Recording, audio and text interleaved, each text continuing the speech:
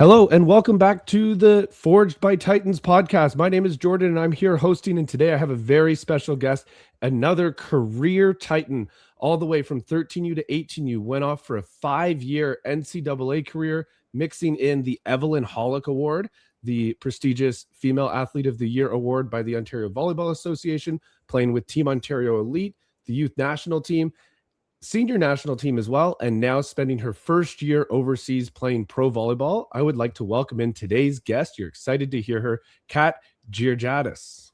Half a century of a legacy, you don't want to miss it. Celebrating 50 years of the Titans Volleyball Association. Chevy Big League, we got big dreams, 50th anniversary. 50 more coming, it's a journey, that's the vision of the TV ad. You ready for we turn the volume up and hit play on the podcast. Forged by Titans, let's go! Hello, Kat. Welcome in. Hi, thank you so much for having me. It is so awesome to have you here, join us. And so, as I mentioned, you're someone who's a career Titan. And when the idea of this podcast came up, I asked for some suggestions from coaches. And one of the first names, there were a ton of great names thrown out, but one of the first names thrown out, especially with a little bit of recency, finishing in the 2018-19 timeframe, was yourself. And so I'm excited to have you here and chat about your volleyball career today. That's so kind. I'm so excited to be here. So what I want to start with, though, is like we have all these different things. I mentioned a whole bunch: NCAA, Evelyn Hollick, Timo, but you started volleyball at some point. How did your career start? Like, how did you get introduced to the sport? Yeah, I love this question, actually. My best friend, she kind of started volleyball, and naturally I wanted to join in on all the fun. And I remember kind of falling in love with just the playing, like no outcome. I didn't even know there was clubs. And my dad actually worked at my elementary school. So I think this was around like the second or third grade when my best friend started getting into volleyball. So he kind of started to push me a little bit more in joining clubs at school, and whether that was the junior team or practicing with the senior team, which was terrifying at the time. And slowly through there, I kind of progressed, and in the 5th grade, I decided to try out at Titans. But unfortunately, I didn't make it that year. But I was sad at first, but I was also really motivated. Again, I wasn't too caught up on like the outcome. I just wanted to be with my friends. So I waited a year, I practiced, I got better, and I showed up to the tryout the following year. And I was a little nervous because they didn't have my age group, so I had to play up, but I ended up making it that year, and that's kind of where my story began. And I'm just actually really happy with how I started out. I'm grateful for the not making it at first, so it kind of pushed me to work a bit harder and landed me where I was at. So That's fantastic. And you mentioned about playing up. So you actually are there's not a ton of athletes that do this. There's a few, it happens often enough, but you actually played up with Titans your whole way through, right? One age group up, the team was always older than you. That was definitely cool and sometimes scary, but definitely forced me to grow. So yeah, thankful for that. Yeah. Do you find give me some club playing highlight times throughout your journey through the 13U to 18U kind of age groups? I think, I have to start off with my first year. That was just super fun. The coaching staff was amazing, and the girls on the team, I feel like we clicked. So whether we won or we lost, like that was just super fun and kind of what initiated my ambition and joy. And then kind of fast track, we had a few changes. So new coaching staff now. The team looked a bit different, I think, in 15U this was, and we started to travel a bit more, and we went to Washington DC, and this was a really fun experience because it was one of the first times we went down to the States. We ended up coming second, actually, and I think I received an award for like best defender, I think it was. Don't quote me on that, but it was an award through there. But that kind of was like exciting because it was like the first experience in the States and able to win something too. Cool, really cool experience. The year following that, so 16U, we had a very similar team, but we went down to Arizona that year. that was super fun because we finished second, seemed to be pretty consistent for us, but just had such a cool experience traveling, and it was really easy to get along with everyone. And yeah, I think those were kind of really memorable moments. And that year we also went on and received third, I'm pretty sure, at provincials. So we or that might have been our 15U year, sorry. I'm not sure which year it was, but we kind of had such a special group. And yeah, those are kind of some highlights for my club years at Titans that I really, really love. Yeah. What would you say were some of the biggest, lessons in terms of, I don't know, whether it's skill, whether it might be how to compete, like, what's the learning? What's that stage? Because every stage I think of a volleyball career changes over time. Great question. I think was learning how to take loss. I think we would have seasons of doing very well. Like I said, seasons where my teams would just click and it felt like we were very successful. But I think the growth happened in the seasons where we weren't. Having the choice to grind and be okay with learning and choosing to not see it as a loss. And I think that builds mentality, which isn't always taught. I feel like we're taught skill and technique and tactics, but mentality is something you learn. I think through those seasons, I saw the ups and the downs, and we were always in it. Like every team I was on, we weren't quitters. And that I'm really grateful for because it taught me something that's not always tangible and kind of forces you to take a look at your dreams and say, like, I'm going to go after what I want and be ambitious. So I think those are some really big values I picked up from my experiences. Yeah, that's so fantastic. Like the opportunity to now you can have that perspective, and maybe in the moment didn't have that perspective if you didn't win, because that's totally a fair response at that point. But to understand that, looking back, hey, we competed, we improved, we got better and better. And yet at times, if we lose, how do we respond to that moment? How do I grow from that, right? There can be, I've heard people say the line, there's only winning and learning. Well, not if you don't learn from it. You have to find a way to push through it. When a loss does happen, what are the lessons to learn through it? And how can I find growth through that? So through all this learning, at the end of your club career, the 18 team graduates, and you have to find a new group for your 18U year because you were playing up with that group. But in that, you also find the space. You've competed with provincial team programs. Have you done youth national team programs before you graduated 18U? I think in the 10th grade was my first experience. First experience put on the Team Canada jersey in the 10th grade. Speak to me about. Oh, it was amazing. I remember that year. They essentially came and watched you at nationals.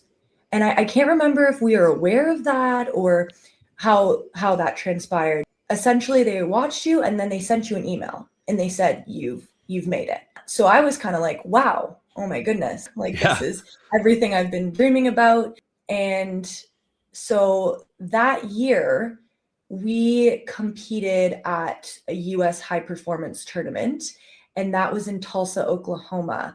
And funny enough, we had to play our junior team in the bronze medal match. And so we ended up unfortunately losing, but it was like a bittersweet moment. So Canada got to take home something, but we also got to compete against the older girls, which was also a challenge. So just for context, this is like Team Canada U17 versus Team Canada U18 or U19? Good question. I think it was more of like an age group. So I think with youth, we were all, I would say the 10th grade. So what would that be? Like the end of U16, sometimes internationally that's considered U17. Right. And then, so I think the junior team, those girls probably were like U18, like about to enter like university. Cool. So that was a really cool experience. We learned a lot. And from there, we were basically prepping to go to Norcicas, which was in Honduras. And that will always be a highlight for me. I remember we had a great group of girls and, Honduras isn't somewhere you go all the time. Like I remember just being really excited. We definitely had to be kind of educated on what we should be doing, what we shouldn't be doing. And it was new to me too, to be followed by police with all these guns and like, I don't know. So it was cool and just really eye-opening from such a young age. And we weren't really anticipated to do insanely well, I remember, but we just kind of had this like pure, we're like go-getter attitude. Like we were all like, we don't care what people are saying. And yeah, we went after it, and we had to play Cuba in the semifinals. And we took them to 5. They were expected to win, and we were down in the 5th set, and we came back and we won. And we ended up losing to the States in the finals and taking home 2nd. And I did receive Best Libero for that tournament, which was just like a really big shock for me, because I remember just being so excited for this medal. It's like a world stage kind of like for me at the time. I was like, oh my goodness, my family was there, and I just felt really like supported, and we deserved it. That was something we had worked all summer, and to be able to experience like a really big crowd when we'd play like the home country, that was new. And anyways, so that summer for youth national team was so memorable, and something that kind of, I don't know, made it a reality that like national team is something I want to build towards. And a lot of those athletes, like that experience sounds so strong. Do you still get to compete with a lot of those athletes? Are they still around the pro and national level scene? Anna Schmeck is still around, Maddie Saris. I think, I hope I'm not missing anyone, but there's still a few of us that are around, and it is kind of fun because even our parents will talk and just be like, oh, just little memories that pop up. And to think that we are so young and we are still going after our dreams, but like we have these experiences together, make our connection on the court even stronger now. International sport gives you these opportunities to travel the world, and families going together. I even think of, I was talking with a couple of families who went on a youth national team experience this past summer. They were in a spot, I think it was in Mexico, and the way the families got together, because the team is separate from the families are making they're spectators the whole way. And so the way the families get to bond as well. And I'm sure it's the same with the Titans team that you grew up with as well, where those players are probably still a ton of friends, and the parents are probably still friends as well. So it's such a cool way that sport brings people together in all these unique situations. As we move forward, you go through your 18U year, and two athletes, one male, one female. The male gets Ken Davies Award, but the one female athlete every year in 18U gets an award called the Evelyn Hollick Award, and it's awarded to someone who's deemed to be the most whether it's most dedicated or deservingly dedicated and skilled, and represents the age group class really, really well. It's called the Evelyn Hollick Award. You were awarded with it. Can you dive into about that award, the moment of understanding that you had won it, but also kind of the work that was, what did you think kind of led to that being the case? Because it's a great accomplishment to have. Yeah, thank you. It was kind of surreal. I remember I was in English class when I received the email, and I remember having to like kind of stay quiet, and like I couldn't really celebrate the way I wanted to in the moment, but I was really excited. I wasn't supposed to be on my phone either, so that was a whole other thing. But yeah, I received it when I was in class, and after I went home, and I was so excited to tell my parents, and just like how honored I was. With the award, it's not just about kind of your ability as an athlete. You're kind of seen as a human, and kind of what you're able to contribute to your community. And I think that was the biggest thing, was I felt like it was such a privilege to be seen for the acts that I was doing, not just out of like a transaction. I genuinely loved to show up and help coach or volunteer where I could within my club or community. And I didn't really realize that there was, I don't know, just to be able to be recognized for those things when they just feel like something you should be doing. Yeah, I was just really honored to be able to have that opportunity and recognition for things that felt like that they brought me so much joy, and it didn't feel like work. Yeah, it was just amazing, and I was really grateful to be recognized for that. Yeah. That's awesome. And, as we record this here in early March, and the podcast will be released in just the next week or so, that award winner for this year will be announced probably towards the beginning of April. So we'll see the next generation of who's winning that, because it's one per year who gets to join their name in that. And also on the men's side, the Ken Davies Award, who gets to join in the illustrious group of winning that each year. So what a way to be recognized, I think. Yeah, and I remember, I hope they still do this tradition, but the award winner from the previous year will like write you a letter without knowing who the next recipient is. And so receiving that and just like hearing kind of their story and then how they're passing it on, and then being able to have that ability to kind of connect with the next recipient was such a cool and like kind of fulfilling aspect of the award that I feel like not a lot of people might know about. And I did really appreciate receiving that. Yeah, that was just such an honor and cool way to continue the award. So I hope that's still around. That's a really cool tradition. I did not know that. I know that the way they organize it is after day one of provincials, all the 18Us are requested to gather together once they're all done all their matches to celebrate the award winners for that year. But I didn't know that was an aspect as well of it, or at least a few years ago it was an aspect of it, of passing a letter down. I think that is. I hope that tradition is continuing, because I really appreciate that aspect of it. And it's cool where maybe, a month after winning it, you write that letter and then the next person gets it. That's really, really cool. I want to keep flashing forward here. You end up going NCAA. You have a 4-year career at Santa Clara University. How the recruitment process in going to the NCAA is, it's got to be pretty cool, but also a stressful time. So how does that come about, going into deciding to go to the Bay Area? Yeah, so the recruiting process was all new to me. I didn't really understand any of it. So having a recruiter was really amazing. And my recruiter at the time kind of was reaching out to schools, and it was kind of late for me. It was junior year. I didn't really know what I was doing, but I knew I wanted to go to the States. My recruiter got in contact with Santa Clara, which is this very small school in Northern California. They were having staff changes, and this coaching staff that was coming in were coming from these like prestigious schools. And my recruiter was like, they're interested. And I was like, no way. So we kind of got in contact and we started to talk about having a visit.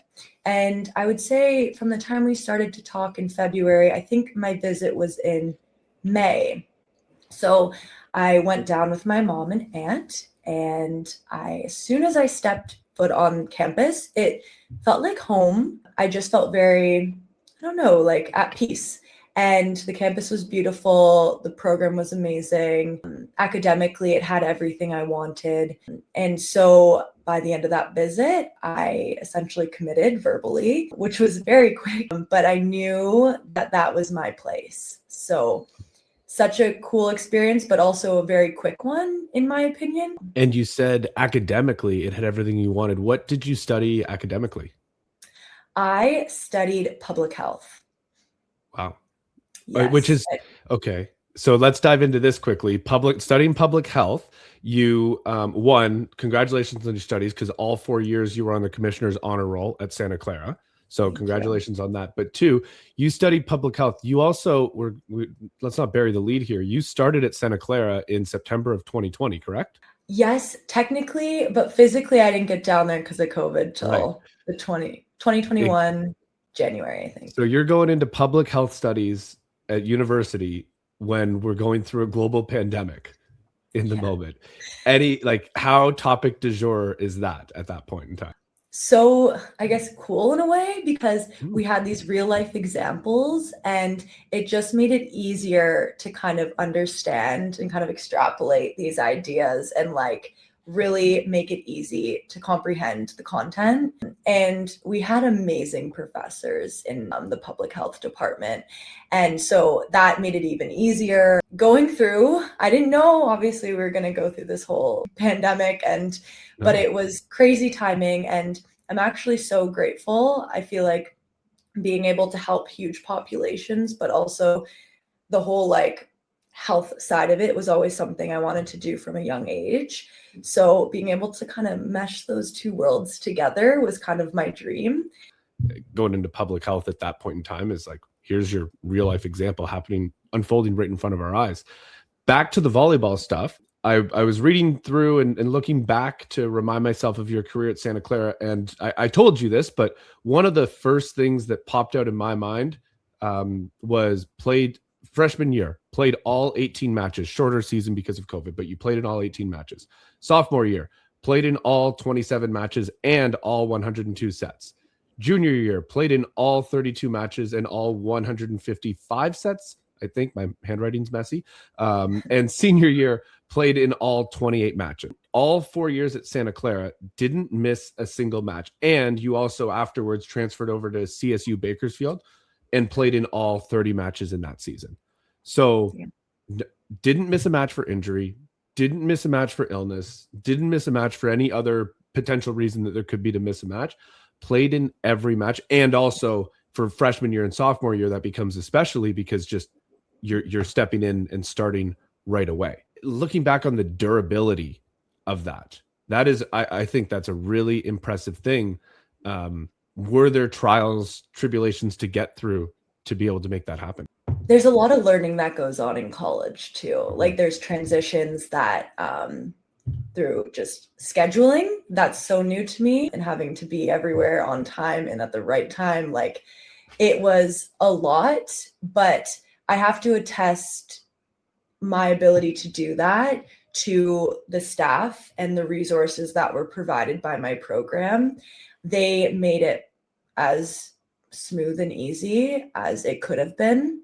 So my physio, having him available to us at all times and kind of being proactive. I think that was the biggest thing about our program, was really getting on things early and making sure we were handling it productively. But also, I think our coaching staff did a great job at trying to build us outside of the sport as well. So I feel like we were able to fill our buckets in other ways that allowed us to show up mentally well on the court. And I feel like those values that were brought from our staff made it definitely easy to ride the waves of the ups and downs within a season. It definitely wasn't easy, but it made it a little bit more manageable. And talk to me about the culture of an NCAA women, especially women's volleyball team. It's such a celebrated sport and it gets so much attention. And the culture of the group that you were with, I want to hear a little bit about that. We had an amazing culture where we were always ambitious. We wanted to go after the top of the league. We had amazing athletes and we had what we needed to do that. So I remember having meetings at the beginning of our seasons. We kind of sketched out our goals and we never doubted. We always went in with the same mindset, the same consistency, the same ambition. And I love it. It was another mentality moment. I know I talked about that in the club piece too. Mm-hmm. And it really forces you to go after what you want. And I think the culture too was big on connection as well and communication. It really forced you, I would say, to be open and honest about like how you felt and what the team needed and to put the team first, and really taught you like selflessness and kind of changed your perspective on like how you compete. I feel like when you're younger, it's just like go out and have fun, but like you want to win. But I felt like this culture kind of taught me on like, what does that mean? What does that look like? How can we challenge the thought patterns we already have about what winning is? And how can we kind of use that to our advantage? And so I grew a lot based on our conversations and who we were expected as athletes to show up as every day, which I think pushed a lot of us to become better people and athletes overall. So what would you say around the sport is your kind of definition of winning or success? I think winning, at the end of the day, winning is winning. Mm-hmm. But if we're putting that aside, I think it's setting up values and goals and being able to have a strategic plan and knowing you showed up to do those goals, even if you fall short. That to me, it teaches integrity and also consistency over just motivation, because motivation won't always be there. So for me, winning is being able to set up those goals, and especially as a team where you can buy into them and something that everyone can agree upon, and being able to chase that goal consistently every day. Whether you fall short or you achieve, that's not up to you. That's in God's hands. So is there a standout moment from your time in NCAA? most likely my junior year, we got an opportunity to compete in a postseason tournament.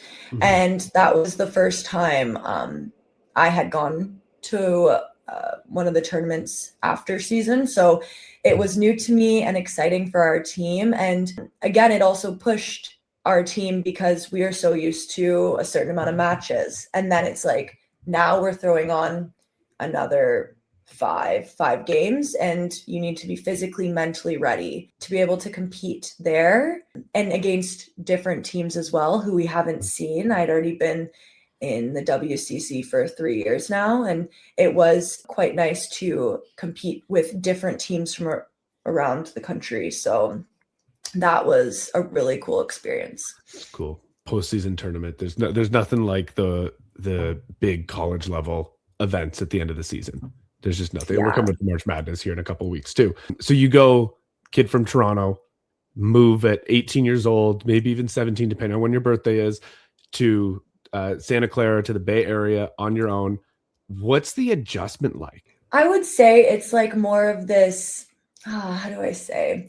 Because the Bay Area is very tech and very like ahead of its time, I would say. But there's also this like type B kind of like go with the flow energy.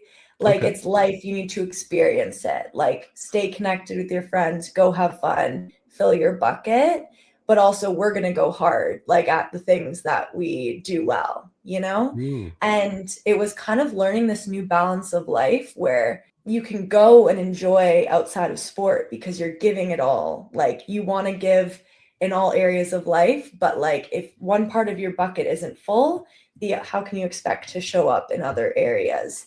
So it was kind of like this really cool realignment of like my values and what I see as like something that's achievable.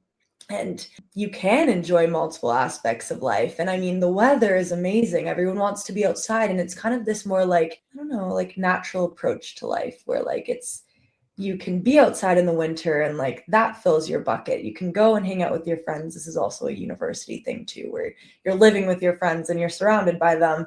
But I think with the Bay Area, it just does that to a different degree. Maybe it's just the California vibe or whatever, but as a Toronto gal, like I don't have winters like that. So it was a really cool learning experience and something that I feel like I've adjusted to and something I try to bring throughout my new chapters of life of just like knowing balance and know that I'm giving my all in each area. And now I can kind of catch when something isn't in alignment, and I have the tools now to be like, oh, well, I just need to fill my bucket in this way and I'll be all right.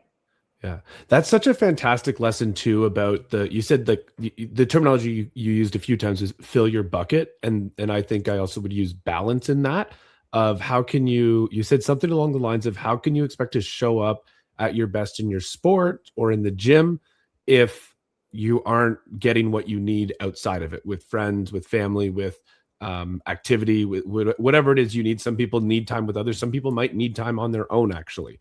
But how can you expect to be showing up well here if you're not getting enjoyment outside as well and finding that balance? And I think we as humans, and especially young athletes in general, or anyone in general, but especially young athletes, can get caught up on, well, if I'm not in performance mode right now, like everything is tough. And well, no, you want to have balance outside. Go have fun outside of your sport. Go have your balance.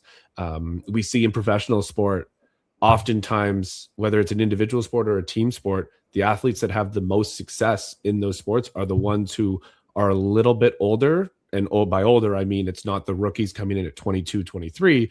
It's a little more veteran, 27, 28. they've built up some sort of balance. Maybe they have family, or they just have adjusted a little bit more to life, and it's not solely on their sport. Their sport is the biggest thing in life, but they have that balance around them. And so that's a cool thing that you and the athletes at Santa Clara got to learn, and the culture around you was pushing you in that direction. And I think in some way too, they were always advocating mental health, and that was a big thing. And I think it's not always touched upon in sport, but to me, mental health is one of the biggest attributes to like how you perform. How do you think they best supported you? They provided resources, and they were really open to conversation. If you needed something, or you felt like there's potential that you could need something, like I said, they were very proactive, and there's never shame around it. So they understood that in order to succeed, you also need, like we talked about, the balance. So being able to advocate for your own needs was a big thing that my staff was pushing on us.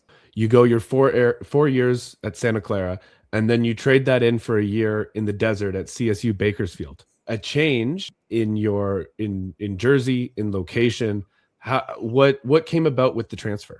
Yeah, I think similar to my club experience too. Like, it was something new as well. Like, I know with club, my teammates graduated, but kind of looking for just a new experience and see what happens. That was kind of my approach. And I had just gotten my degree, and I kind of wanted to see if I could go somewhere else and get a different, maybe like a master's. And I kind of fell into Bakersfield's lap, and I was like, it's still in California. They're in the Big West. There's going to be great teams and competition. Yeah, it just seemed to check my boxes. And that's kind of how the transition came about. Just kind of looking for a new experience, a new challenge. Yeah, more growth. But there's a big change in terms of the literal environment. You go to the desert. What's it like being in the desert for a year? Oh my goodness. It is like this dry heat. We had scooters, which was very common. And I have vivid memories of like riding my scooter and having to slow down because I couldn't breathe for the amount of heat I was intaking from my like 10-minute scooter ride. I will say though, it did stay warm quite late in our season, which is also another plus, like better thing for your mental. You can be outside a bit more. We luckily had a pool, so that was something we were trying to utilize. But the heat is just something I love, but I wasn't prepared for, especially in like September, like late August. Like, that is some heat I've never experienced before. What's it like in you'd been in California for years, but you're still the kid from Toronto, and you're now in the desert. It's November. You're probably out in like t-shirt and shorts type weather in the middle of November, and your family's probably putting up the Christmas tree pretty soon. There was a lot of texts that go by that my dad would be like, oh, it's negative whatever over here. And I was like, I'm not even going to tell you what it is over here. I'm outside sitting in the sun. And we would send a lot of those texts like end of November, even December, January.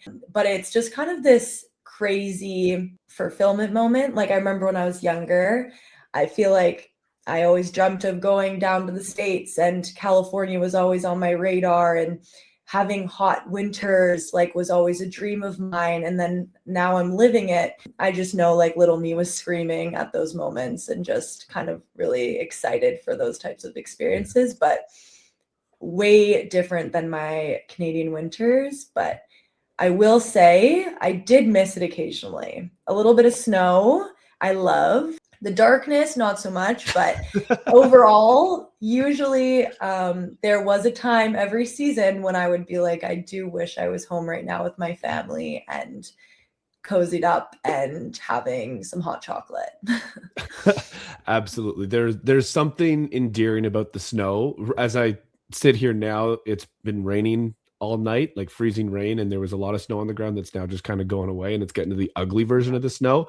So I'm struggling to picture what you're talking about, but yes, when it's freshly fallen, other than the shoveling, I love it. It's really cool, but also being in the warmth through the winter and being able to be outside is, like you said, mental health is probably up a bit because of that. the Bakersfield is just last year, right? We're talking like this time last year, you're in Bakersfield, but you're running out of eligibility for collegiate volleyball.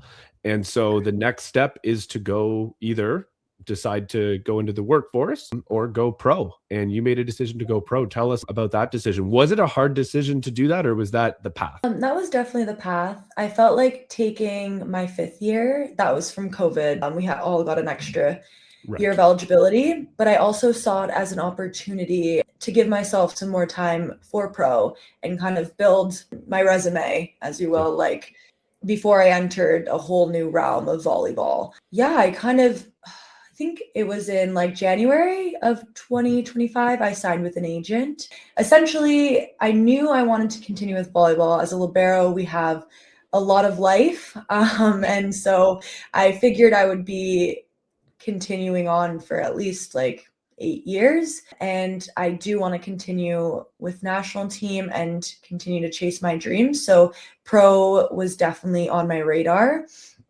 And yeah, signed with an agent, and pretty similar to how a recruiter would work. They kind of send your video out and get in conversation with available coaches and like what if they're looking for liberos for that season. So we kind of buried the lead here, but you mentioned it a couple of times there. You play libero. How did that come about in general as you're growing up through volleyball? Yeah, I remember going back to my 15U year. The following year in 16U, I think that is when we get positions. Or sorry, that's such a lie. When we get liberos. Yeah. And I was a very short outside, and libero wasn't on my radar. I knew my coaches wanted me to play libero, but I was a little bit hesitant. It's not the same. You don't score points. It's not as like, rewarding.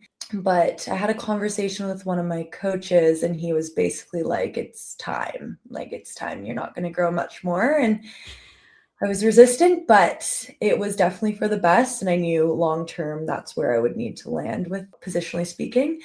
And yeah, so I embraced it when we would go down to the States and I would be one of the liberos. And then the following year was when I kind of transitioned, and it wasn't easy. Again, I talk about the mental a lot, but going from scoring points to taking away points from other people is not always the smoothest transition, but learning to see it in a different light and gain confidence from, a different type of skill is definitely a fun journey. And I have no regrets about it. And I'm glad I made that choice. If you were to give advice to a young libero mentality wise, someone who's maybe, let's say, Kat, who's 15U going into 16U, and you want to give them, advice mentality wise, what would you say? Very similar to what I talked about. Yeah. Kind of changing your mentality. You're not going to score points anymore, but can you take away points? Like, can you not be afraid to dig the hardest hitter on the other side and get them annoyed? How can I still contribute, but in a different way, and making that switch, but also kind of taking that role and saying, okay, I'm going to navigate this back row and make sure that we are going to work smoothly. And I'm going to use the intangibles and kind of manage the back line for my team, and kind of switch that mentality to what does my team need, as opposed to like always what can I give to my team, was probably one of the biggest things I can say to a young libero transitioning at that time. Transition into that position. Yeah, because obviously in Canada, we don't introduce liberos often until 15U or 16U, depending on province and or province or location, stuff like that. Awesome. So you finished at Bakersfield. You went pro. I don't think we've mentioned it yet, but you're in Barcelona. Yes. And so we got the kid from Toronto, heads over to the Bay Area, into the desert, now overseas into Barcelona. Talk about, like, you're in a new country, a new continent. I'm sure there's a lot of English there, but language differences as well in this, and you're no longer having to balance, unless you're doing something on the side, you're no longer having to balance the education with volleyball. It's all volleyball. Yes. Yeah, I would say that has been one of the biggest transition pieces is like now I have a lot more free time and I still have structure, but I can kind of pick what else I want to be doing. Do I want to go and sightsee? Do I need to take a nap? Like it's kind of gauging what I need as a person. And it's interesting too, because I can kind of find some more hobbies and like more of a creative side that's fun and finding these outlets.